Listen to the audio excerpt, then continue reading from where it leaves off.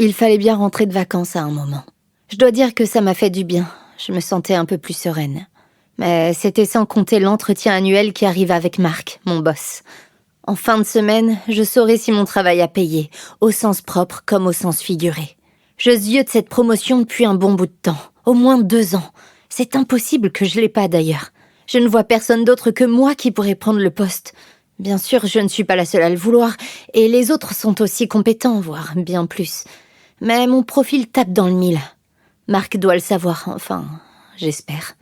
Ça fait 1 semaine que je carbure encore plus que d'habitude, que j'essaie de me concentrer à 100% quand on me parle ou qu'on me demande quoi que ce soit. Je me sens comme un capitaine de navire en pleine tempête. Je tiens la barre et j'attends que ça se calme, moussaillon.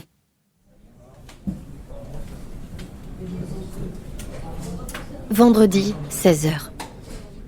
Quand je sors du bureau de Marc, j'ai le mascara qui coule encore, les traits tirés et je sais sans me regarder que je fais peine à voir. Quand je pense que j'étais toute pimpante tout à l'heure en y entrant. Quelle conne d'avoir pu imaginer 1 seconde que j'aurais cette promotion. Je n'ai même pas de prime cette année. Pas de prime, non.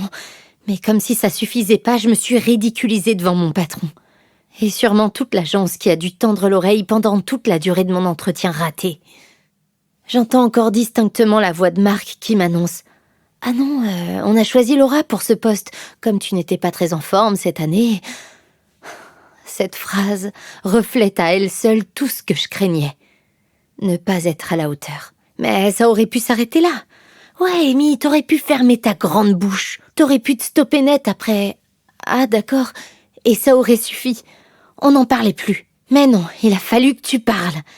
Et devant la mine désolée de Marc, il a fallu que tu craques, pleures, gênes. Quelle descente aux enfers.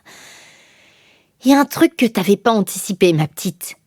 C'est l'air désolé de ce mec qui t'a donné ta chance il y a des années. Je me sens tellement mal d'avoir craqué. Quelle tristesse d'en arriver là. Je m'auto-flagelle, je le sais. Qu'est-ce que je m'en veux? Pourtant, dans cette histoire, s'il y a bien une chose à laquelle je m'attendais pas, c'est la réponse de Marc quand j'ai enfin ouvert les vannes. Après des mois de combat, j'ai réussi à sortir les quelques mots qui me séparaient de la vérité. J'ai osé. J'ai pris ma plus petite voix et j'ai dit « Tu sais, je suis en dépression. » Il m'a regardée avec attention, je sentais ses yeux posés sur moi. Alors j'ai rajouté « Je suis désolée », comme si c'était ma faute. Comme si je ne faisais pas que subir depuis tout ce temps ma propre faiblesse. Ça ne m'a pas donné le poste convoité de dire la vérité. Mais quelque part, ça m'a soulagée de lâcher mon secret au milieu de son bureau trop bien décoré. Il a posé une main sur mon épaule. C'était la première fois. D'habitude, ça me dérange ce genre de contact physique, mais là, c'était doux et gentil. Son regard était bienveillant. Mes yeux ont coulé tout seuls et je n'arrivais plus à m'arrêter. Il a compris, m'a remercié de lui faire confiance et de m'être confiée. Quelle idée! C'était à moi de le remercier de ne pas me sortir à coups de pied aux fesses. J'ai beaucoup parlé entre 2 sanglots. Puis, je me suis calmée en respirant un bon coup et j'ai attendu, sans oser relever la tête. Tu sais, je m'en doutais un peu ces derniers temps. On peut trouver des solutions pour t'aider à aller mieux, il m'a dit. J'ai trouvé ça incroyable et humain. Comme quoi, ça existe encore. Il m'a reproché de n'avoir rien dit avant, parce qu'on aurait pu m'aider, parce qu'on aurait pu aménager mon temps et mon environnement de travail, parce que ça aurait facilité la communication. Quand il a dit tout ça, bien sûr que ça m'est apparu comme évident et facile, mais ça ne l'était vraiment pas. Oh, quelle cruche. Je ne suis pas repartie avec ma promotion, mais j'ai quand même l'impression d'avoir gagné quelque chose.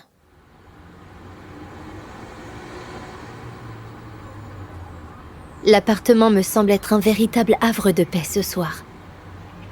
La lumière est belle, le printemps va pointer le bout de son nez et avec lui les journées rallongent. L'entretien avec Marc m'a vidée, physiquement et mentalement. Je suis complètement crevée. Je crois que je pourrais pas me coucher de suite. Ce serait une série et des pâtes au fromage. J'ai une flemme monumentale de me faire quelque chose de plus élaboré. Sans compter que j'ai bien mérité un plat on ne peut plus réconfortant. J'attrape mon carnet sur la table basse. C'est parti pour coucher tout ça sur le papier. Je pense que maintenant j'ai compris qu'à trop garder tout ce que je pense et ressens à l'intérieur de moi, ça va finir par me ronger vivante. Mon petit journal. On n'est pas sortis de l'auberge, toi et moi. Je te le dis, Marc sait tout maintenant. Tout le monde sait que je vais mal. Et ce soir, je prends vraiment conscience de la fragilité du processus par lequel je passe. Je ne sais pas comment j'ai pu penser que d'un coup ça irait mieux, que j'étais tirée d'affaire. Je ne le suis pas de toute évidence. Mon numéro de Calimero à l'agence m'a bien remis les idées en place. Je ne suis pas guérie. La psychologue m'avait prévenue. Ça va être un long chemin, Émilie. Il va falloir être patiente. Elle me répète ça presque chaque semaine. Elle tourne en boucle. Mais à force de l'entendre, j'ai cessé de l'entendre. Et aujourd'hui, bam, je me reprends ça dans les dents. J'ai l'impression d'avoir tendu les bras vers une corde solide et je me retrouve accrochée à un roseau. Alors certes, il plie, mais il ne rompt pas. N'empêche qu'il plie dangereusement quand même. Et j'avais oublié. Ce soir, je me sens entre deux eaux. D'un côté, soulagée d'avoir craché le morceau. D'un autre, triste et fatiguée d'en être presque au même point qu'avant. Les pâtes sont prêtes et je les recouvre d'une épaisse couche de gruyère râpée.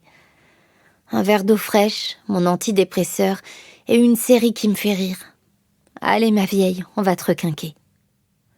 Sur la table basse traîne le roman de Léa Herbreteau, Les contours de la mélancolie. Un titre magnifique pour parler du désespoir.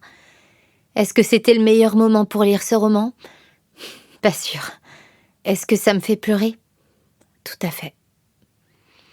Mais quelque part, ces mots me libèrent un peu. Elena, c'est moi.